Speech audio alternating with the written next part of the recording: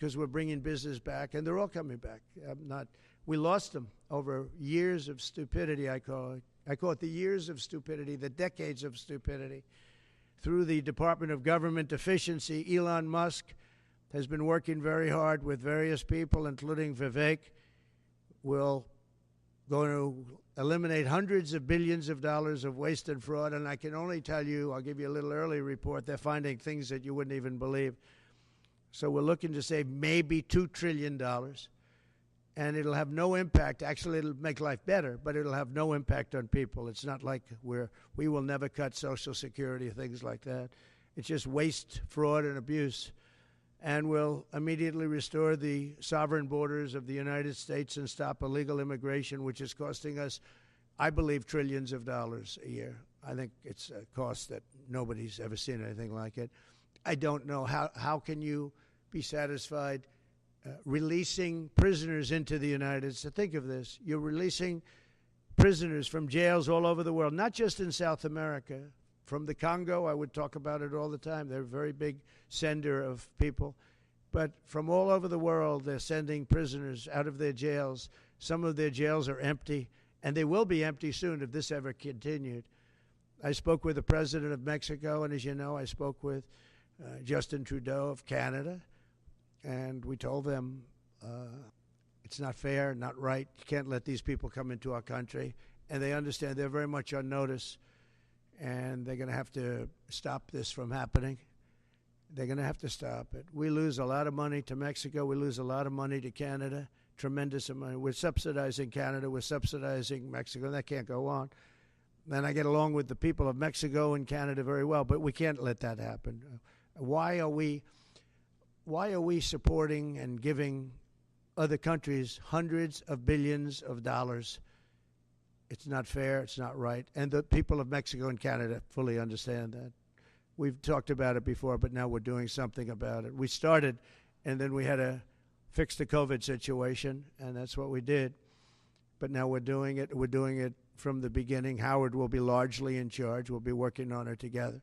Howard's terrific. He's done a fantastic job, and he's really helped us a lot with transition. I think we have fantastic people coming in.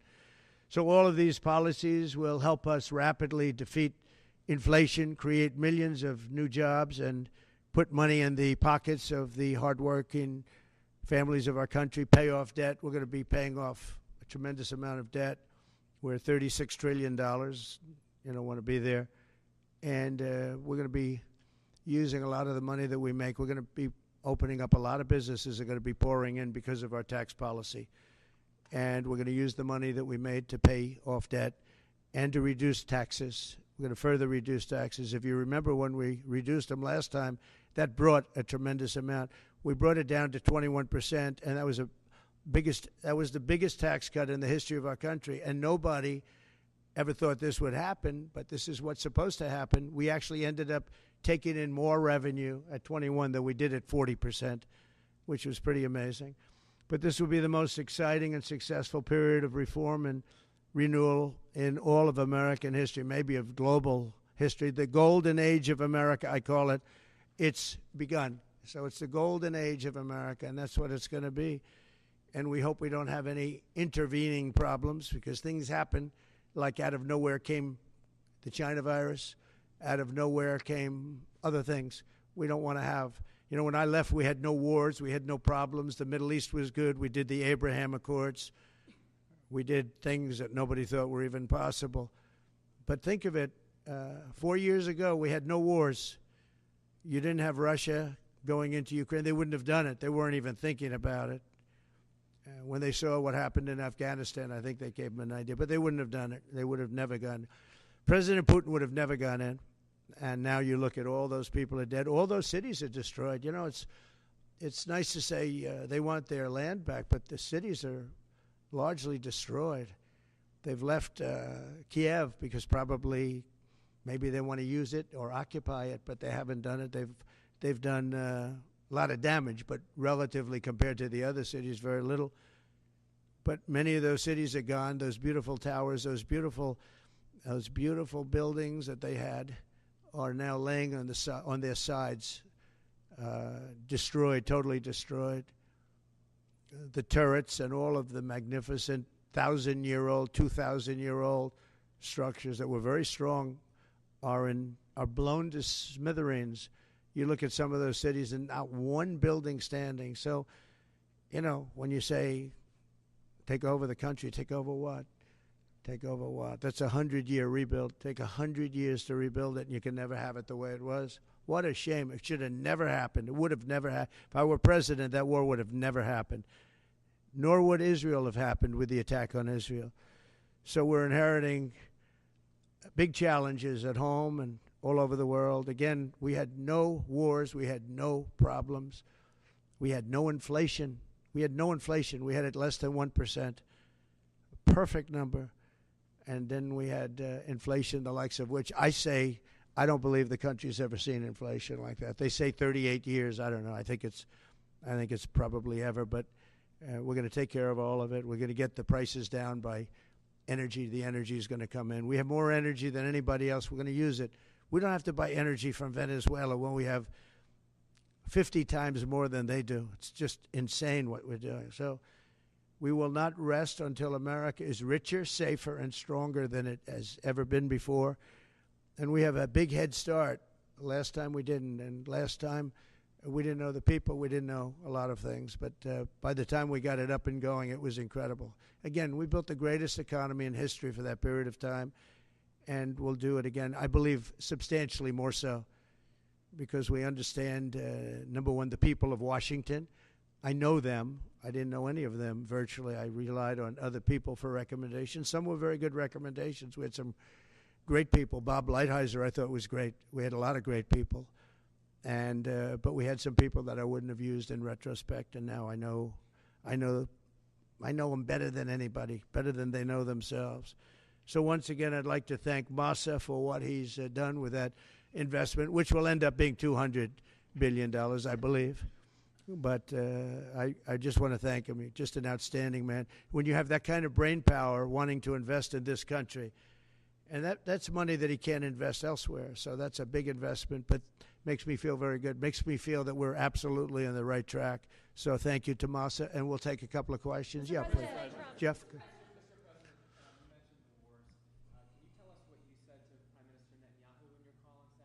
Yeah. And have you spoken to President Putin since your election? Well, I'm not going to comment on the Putin question, but I will comment on Bibi. We had a very good talk. We discussed what is going to happen, and I'll be very available on January 20th, and we'll see. As you know, I gave warning that if these hostages aren't back home by that date, all hell's going to break out, and very strong. But we generally just discussed. I asked him, where are things? Mike Waltz they're doing a great job, by the way. Everybody is very happy. I think he's doing a fantastic job. But he was very much involved in the call. But it was a recap call more than anything else. President, how do you plan to stop the ban on TikTok next month? Who? How do you plan to stop the ban on TikTok next month? We'll take a look at TikTok. You know, I have a warm spot in my heart for TikTok because I won youth by 34 points.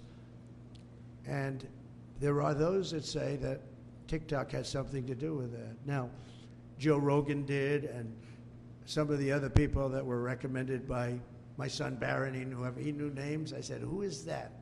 Tell me, who's that? Dad, you got to be kidding. I can't believe you don't know. And I did those interviews, and it was actually sort of cute, if you want to know the truth. But we did them, and that had an impact. But TikTok had an impact, and so we're taking a look at it. But, you know, we won youth. Republicans are always 30 points down in youth. I don't know why, but we ended up finishing. There was one poll that showed us down about 30. We were 35 or 36 points up with young people.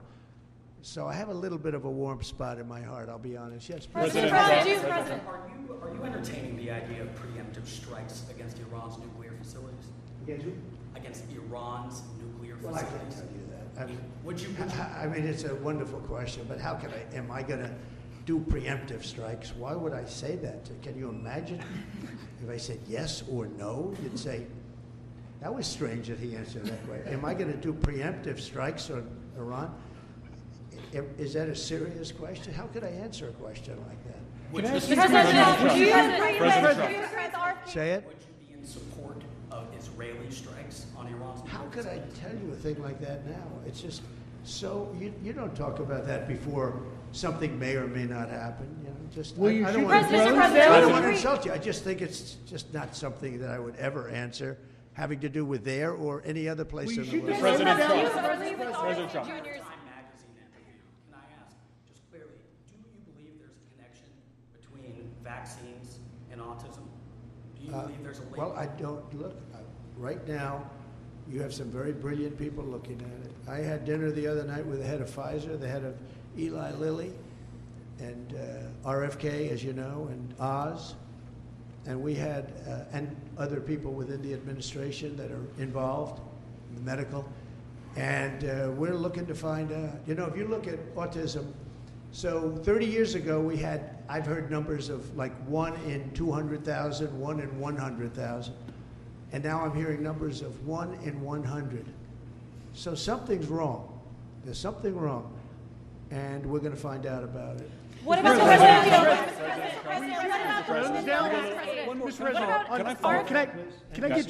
Can I follow up on Robert Kennedy? He's on the Hill today. He's meeting with senators. What do you say to people who are worried that his views on vaccines will translate into policies that will make their kids less safe? No, I think he's going to be much less radical than you would think. I think he's got a very open mind, or I wouldn't have put him there. He's going to be very much less radical. But there are problems. I mean, we don't do as well as a lot of other nations, and those nations use nothing. And we're going to find out what those problems are.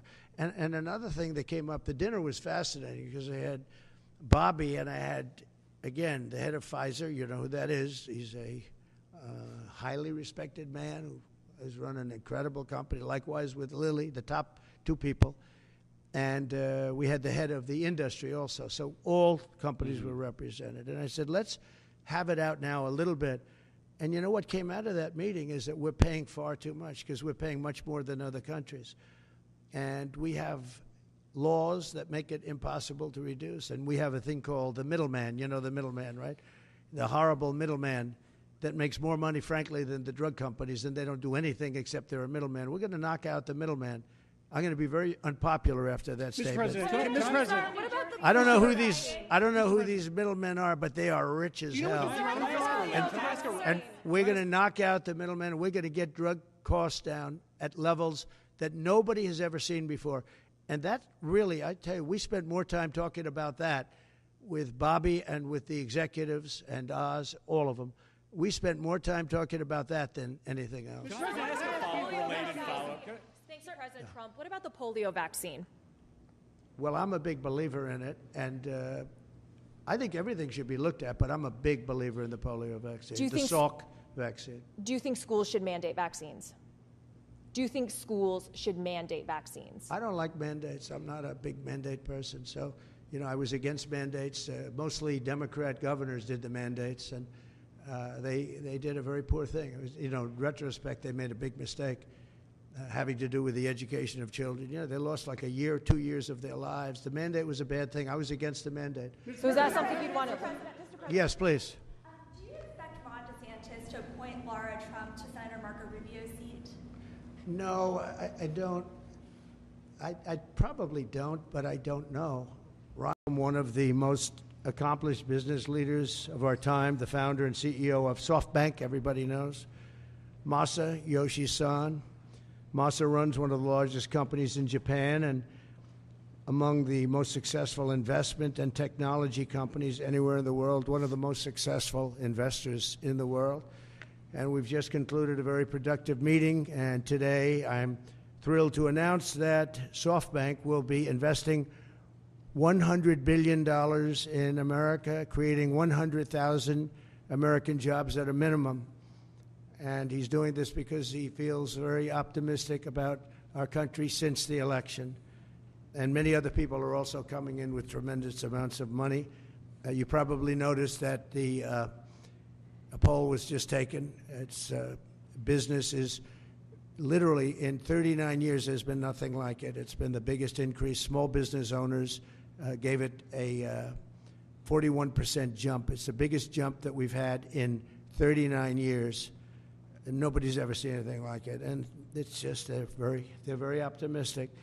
This historic investment is a monumental demonstration of confidence in America's future, and it will help ensure that artificial intelligence, emerging technologies, and other industries of tomorrow are built, created, and grown right here in the USA. One of the beautiful things about Masa is he's very much involved with emerging technology, probably knows it maybe better than almost anybody.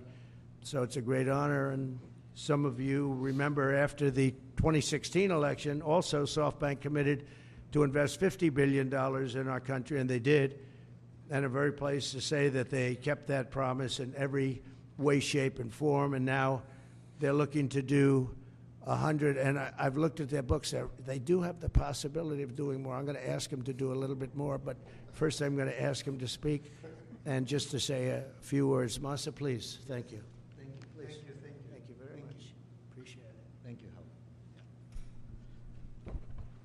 Howard. Thank you so much. I'm very, very excited. I would really like to celebrate the great victory of President Trump. And my confidence level to the economy of the United States has tremendously increased with his victory. So because of that, I'm now excited to commit this $100 billion and 100,000 jobs into the United States. This is double of last time, as President Trump said. Because I say, oh, President Trump is a double-down president. I'm going to have to double down, you know, $100 billion and 100,000 jobs. This is, you know, my confidence level, because that has doubled down. So I am truly excited to make this happen. And of course, business is important, technology is important. But one more thing I'm really hoping is that this President Trump would make the world, bring the world into peace again. That's my additional hope. And I think he will actually make it happen. So anyway, I'm excited to go, and we were discussing, and President Trump said, Masa, you know, double down is not enough. Maybe, you know, go for more, right? That's what I'm going to ask him right now. Would you make it $200 billion instead of he can actually, believe it or not, he can actually afford to do that. Would you do that? Well, my promise is 100, but, you know, he's now asking to do more. I think, you know, with your leadership, my partnership with you, with your support, I will try to make it happen. That's good. All right. 200. He'll make it happen. 200 million investment.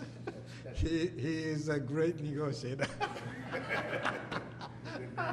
He's a brilliant guy and did an unbelievable job, and the people of Japan and all over the world are very proud of him. They have tremendous respect for him. So when he does what he just did, and I would be surprised if it didn't go to 2.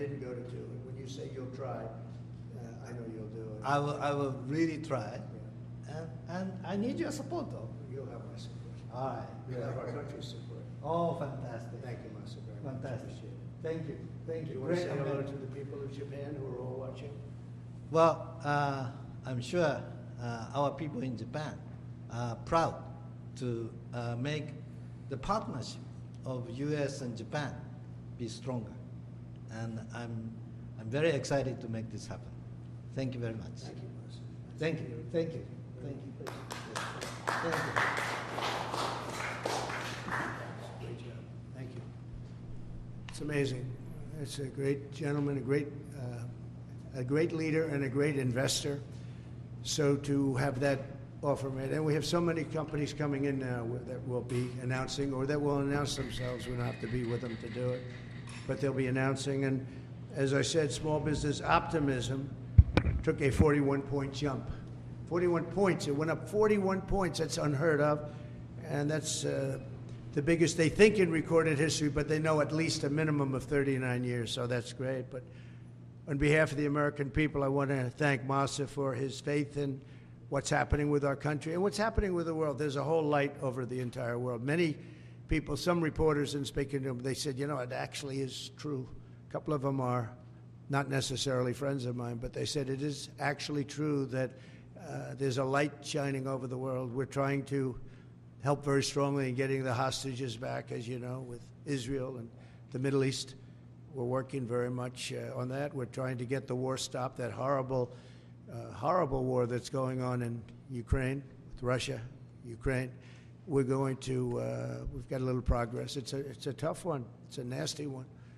It's nasty. People are being killed at levels that nobody's ever seen. It's very level fields, and the only thing that stops a bullet is a body, a human body. And the number of soldiers that are being killed on both sides is astronomical. I've never seen anything like that. And rapidly, I get reports every week, and it's not even, it's like just they're going down. Nobody's seen anything like it. It's a very flat surface, a very flat land. That's why it's great farming land. It's the breadbasket for the world, actually. But it's very flat, and there's nothing to stop a bullet but a body. There's no protection, no nothing, and what's happening there is far worse than people are reporting for both sides. So we're going to do our best, and we've been doing our best, and we'll see what happens. But since the election, I've been working every day to put the world at ease a little bit, to get rid of the wars. We had no wars when I left office, and now it's the whole world is blowing up.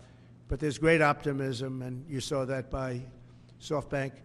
Starting on day one, we'll implement a rapid series of bold reforms to restore our nation to full prosperity. We're going to go full prosperity and to build the greatest economy the world has ever seen, just as we had just a short time ago.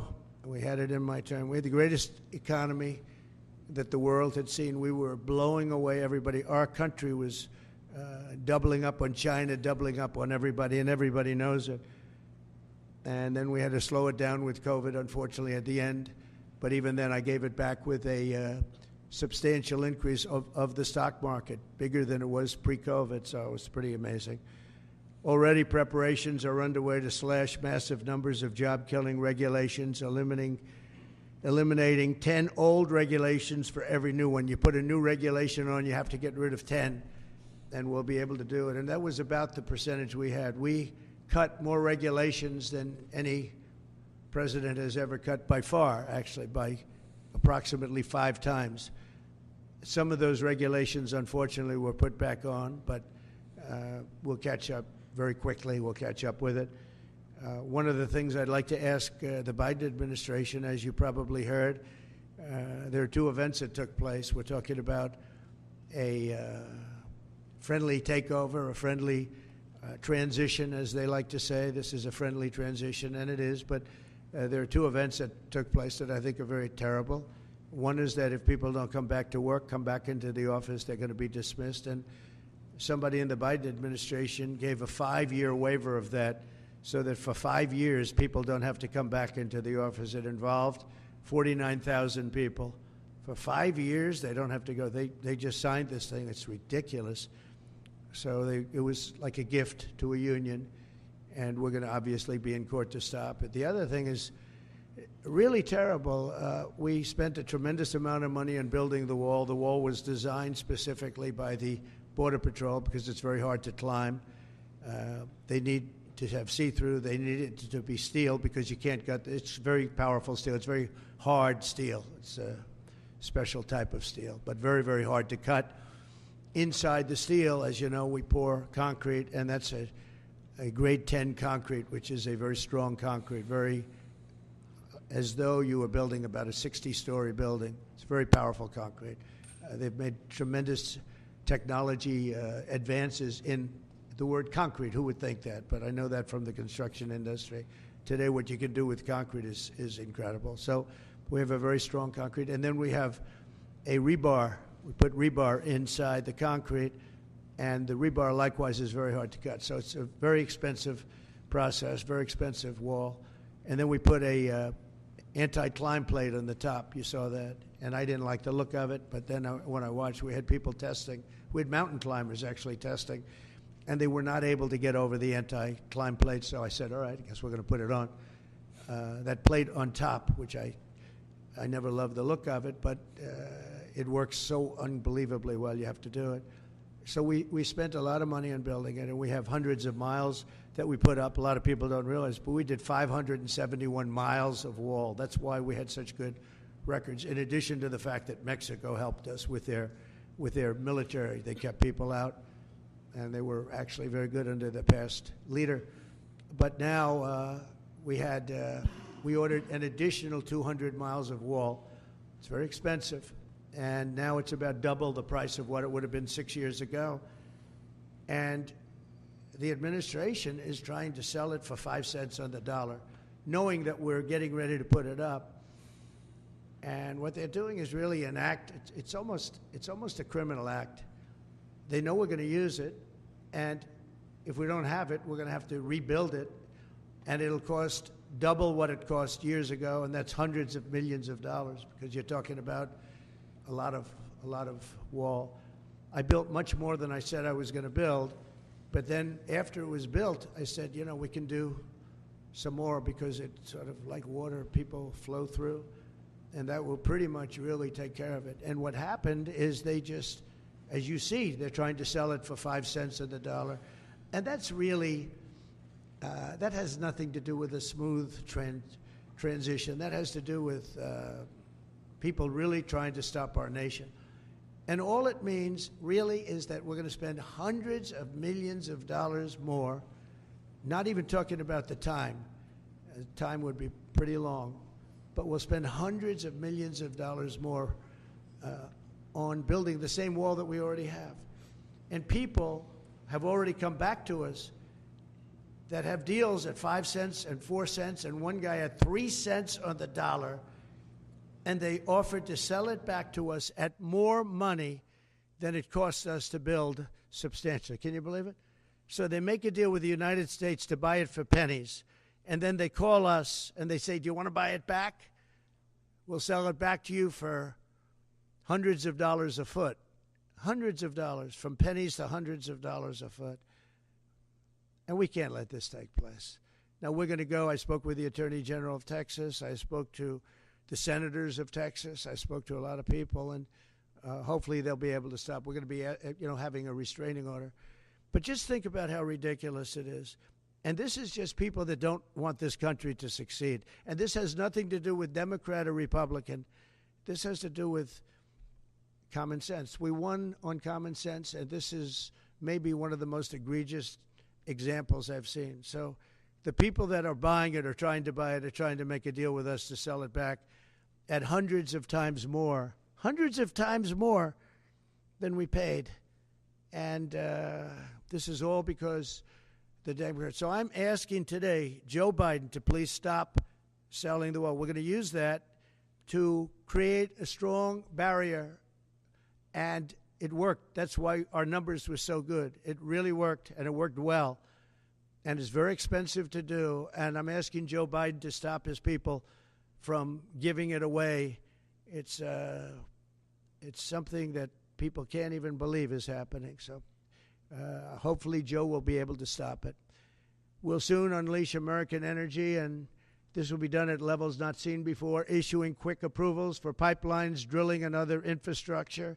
It'll be clean energy, and we'll bring in the price of electricity, and we're going to bring it down fast. We're also going to create clean coal. Clean coal is something that has really taken over. We have coal that will last for over 1,000 years. We have so much coal, and with a process, it becomes clean coal. It's very powerful energy, unlike wind. It's very, very powerful, and we're going to be doing a lot of clean coal for the people of West Virginia and others, Wyoming, so many states. We have great states, and they'll be happy to hear it. But we're going to be very much into clean coal. I don't ever use the word coal. I use the word clean coal. And I'll keep my promise to pass historic tax cuts for American families, workers, and businesses that create jobs in America. As you know, we're giving tax cuts if they do it here. We brought it down from 44%, 42%, In some cases, it was 39. We brought it all the way down to 21%. And now we're bringing it down to 15, but only if they make their product, their car, or whatever they're doing in the United States and the U.S. And people are thrilled. I've had the smartest people on Wall Street call me. They said, "Where'd you get that idea?" And it doesn't seem that complicated, right? But it's it's like the paperclip. Nobody ever thought of it. One guy thought of it. Everybody looked at it. They said, "Wow, that was a good idea. Why didn't I think of it?" But we're bringing it down 6 more points, and that will put us really at the best level we've ever had for bringing in business. We've never been down to that level. We'll be among the lowest taxed states, and a lot of businesses are going to come in. Between that and our taxing and tariff policies, we're going to have business like nobody's ever seen in this country before. That's why we're having a 41-year record in optimism from small businesses and big businesses. And I'll keep my promise to pass historic tax cuts for families, workers, and businesses that create jobs in America. Any business that invests $1 billion or more in the United States will be eligible for fully expedited permits and approvals, including environmental approvals from the federal government. So when companies come in, if they're going to invest $1 billion or more, there'll be many of them, and they'll go into Detroit, and they'll go into a lot of places where we want them. You saw how well I did with the auto workers. We did unbelievably. You saw how well we did with the Teamsters, and also the non-union were record 98%, 97%. Nobody's ever got numbers like that because we're bringing business back, and they're all coming back. We lost them over years of stupidity, I call it. I call it the years of stupidity, the decades of stupidity. Through the Department of Government Efficiency, Elon Musk has been working very hard with various people, including Vivek. We're going to eliminate hundreds of billions of dollars of waste and fraud, and I can only tell you, I'll give you a little early report, they're finding things that you wouldn't even believe. So we're looking to save maybe $2 trillion, and it'll have no impact. Actually, it'll make life better, but it'll have no impact on people. It's not like we will never cut Social Security, things like that. It's just waste, fraud, and abuse. And we'll immediately restore the sovereign borders of the United States and stop illegal immigration, which is costing us, I believe, trillions of dollars a year. I think it's a cost that nobody's ever seen anything like it. I don't know how can you be satisfied releasing prisoners into the United States. Think of this. You're releasing prisoners from jails all over the world, not just in South America. From the Congo, I would talk about it all the time. They're a very big sender of people. But from all over the world, they're sending prisoners out of their jails. Some of their jails are empty, and they will be empty soon if this ever continued. I spoke with the president of Mexico, and as you know, I spoke with Justin Trudeau of Canada, and we told them it's not fair, not right. You can't let these people come into our country. And they understand. They're very much on notice. And they're going to have to stop this from happening. They're going to have to stop it. We lose a lot of money to Mexico. We lose a lot of money to Canada, tremendous amount. We're subsidizing Canada. We're subsidizing Mexico. That can't go on. And I get along with the people of Mexico and Canada very well, but we can't let that happen. Why are we supporting and giving other countries hundreds of billions of dollars? It's not fair. It's not right. And the people of Mexico and Canada fully understand that. We've talked about it before, but now we're doing something about it. We started, and then we had to fix the COVID situation, and that's what we did. But now we're doing it. We're doing it from the beginning. Howard will be largely in charge. We'll be working on it together. Howard's terrific. He's done a fantastic job, and he's really helped us a lot with transition. I think we have fantastic people coming in. So all of these policies will help us rapidly defeat inflation, create millions of new jobs, and put money in the pockets of the hardworking families of our country, pay off debt. We're going to be paying off a tremendous amount of debt. We're $36 trillion. You don't want to be there. And we're going to be using a lot of the money that we make. We're going to be opening up a lot of businesses are going to be pouring in because of our tax policy. And we're going to use the money that we made to pay off debt and to reduce taxes. We're going to further reduce taxes. If you remember when we reduced them last time, that brought a tremendous amount.